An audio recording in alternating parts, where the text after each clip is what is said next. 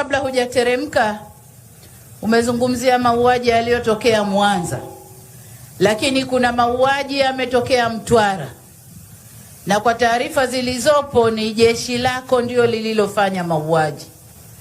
Kwa maana hiyo, taarifa nilionayo ni kwamba sasa jeshi limetengeneza kamati ya kufanya uchunguzi, alafu walete taarifa.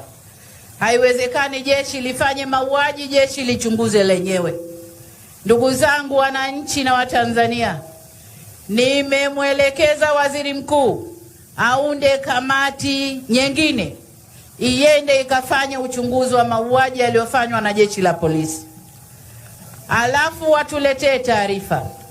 Lakini wakati huo huo, Mheshimiwa Waziri, nataka jeshi lako lijitafakari, waone kama kinachotokea ndiyo misingi ya jeshi la polisi au vinginevyo.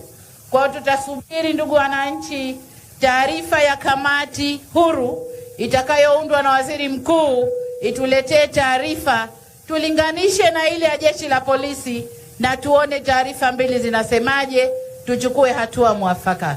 Kwa hiyo kwenye hili la mauaji, na kushukuru Mheshimiwa mbunge kwa kulileta, waziri yuko amelifafanua, lakini nami niungane na waziri kukuombeni sana wananchi kulinda amani, kuto kufanya mauaji kwa sababu yoyote ile. Kama alivyosema, tusaidieni kuweka amani kwenye nchi ili maendeleo yaende haraka haraka. Msipoweka amani, tutashughulikia uvunjifu wa amani na tuache maendeleo. Kwa ndugu zangu wananchi, nami niungane na waziri katika hilo. Mheshimiwa